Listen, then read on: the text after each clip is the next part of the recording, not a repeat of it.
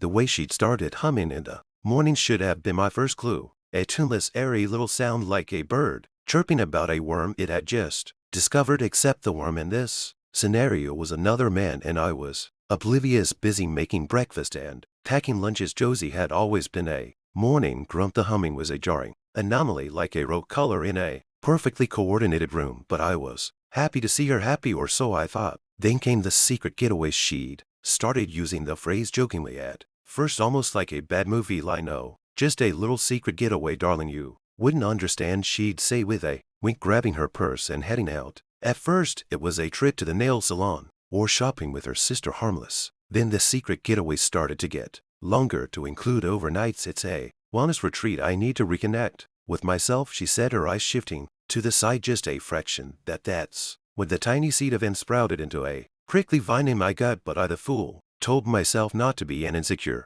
husband, that it was likely me just being overly cautious. The giggling became more frequent as she'd be on her phone, head tiled down, and this high-pitched, almost manic giggle would bubble up. When I asked what was so funny, she brushed it off with a "oh, just silly messages from the girls, nothing important," except I knew that wasn't true. I'd seen the way she locked her phone when I entered her room, the way her thumb hovered a little too long over the screen before putting it down. It wasn't like her at all, and as someone who knew her for over 15 years, her behavior was definitely not right. It was a Tuesday evening when I decided I'd had enough of being kept in the dark. I'd spent the day at work running through spreadsheets, my mind more focused on my wife and what she was doing than the numbers on my computer screen. I knew she was supposed to be at her book club that night, a relatively new occurrence that began when her other excursion started. I'd even caught her looking at a new dress in the mirror before she left, twirling like a teenager with that same damn giggle escaping her lips. The book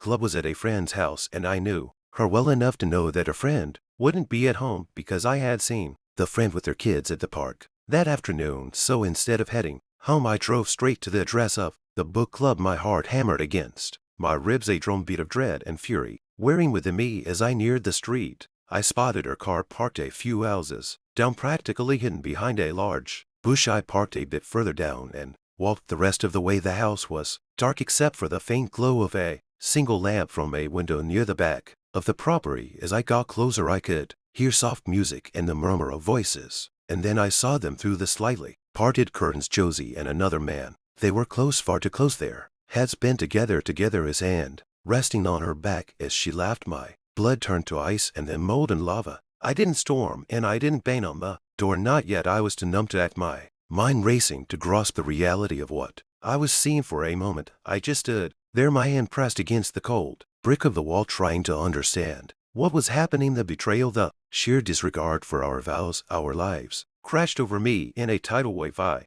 retreated back to the car, my addition blurry, my hands shaking. I couldn't go home and face her now, not like this. I drove around aimlessly for a few hours. When I finally returned home, it was just after midnight. The lights were still on. She was likely still not home. Thinking she had successfully fooled me, I went inside. The silence of the house amplifying the turmoil within me, I waited, not with anger but with a quiet, cold resolve. She came home around 2 a.m. looking flustered, her cheeks flushed and still dressed in that new dress. "Oh, you're still up," she said, her voice a bit too cheery, a forced casualness that made my stomach churn. "Yes, I am," I said simply, my voice dangerously calm. She walked in a little further, putting her purse down, and finally noticed that there was something off. "You sound strange. Is everything okay?" I didn't answer her right away. I looked at her, really looked at her for the first time in what felt like months. Her eyes, once so loving and kind, now felt like the eyes of a stranger, cold and calculating. I pulled out my phone. "You want to see what I've been doing since leaving the office today?" She laughed nervously. "Of course not. What are you doing?" she said, walking towards me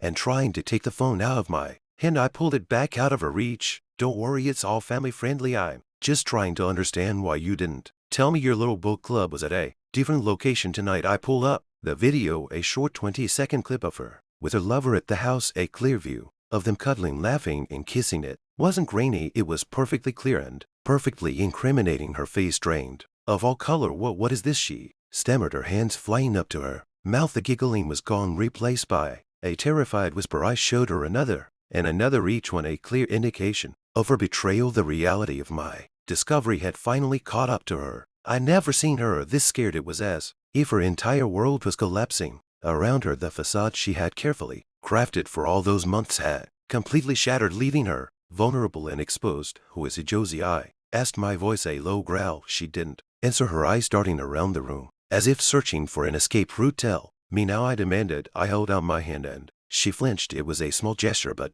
it confirmed her fear. Finally, the truth spilled out of her, a pathetic string of half-truths and weak excuses. "It was a mistake," she sobbed, her voice cracking. "It didn't mean anything. It was just something that happened." My rage was a cold, heavy thing, but I didn't yell. I didn't scream. I simply reached into my bag and pulled out a large, thick folder. "I've been busy today, to Josie, while you were having your secret getaways," I said, as I dropped the folder onto the coffee table between us. I opened it, each page a carefully documented truth, my truth. The first page was a detailed timeline of her excursions, each one carefully cataloged with dates, times, and locations, leaving nothing unturned. "I've been tracking you and documenting everything," I said, pointing to the pages. Her eyes widened as she scanned the contents, her breath catching in her throat. She had no idea, and she was now coming to realize the level of detail I had gone into. I turned the page again. "Here, Josie, is a detailed log of all of our shared assets, our home, our savings, our investments, everything," I stated coldly. The next few pages had lines and lines of text, each one stating a particular asset and how it was going to be divided. "And here," I said, turning another page, "is